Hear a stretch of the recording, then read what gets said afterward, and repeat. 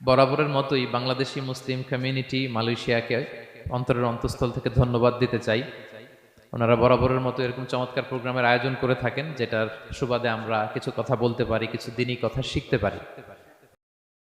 পাশাপাশি মিডিয়া কর্মী যারা এসেছেন, আমাদের প্রিয় সাংবাদিক ভাইরা যারা এসেছেন, নাশিদ পারফর্মার যারা এসেছেন, এবং একপাশে আমি আমার বোনদের দেখতে পাচ্ছি, সবাইকে অন্তরের অন্তঃস্থল থেকে শুভেচ্ছা এবং হৃদয় নিংড়ানো ভালোবাসা জানিয়ে আমরা শুরু করছি।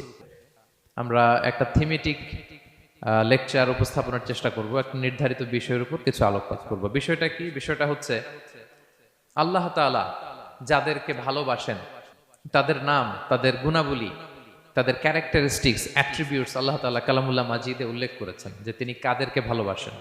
তার আগে আপনারা একটু উত্তর করে আমাকে বলেন তো যে আমরা আল্লাহর ভালোবাসা পেতে চাই কি চাই না? সবাই চাই না?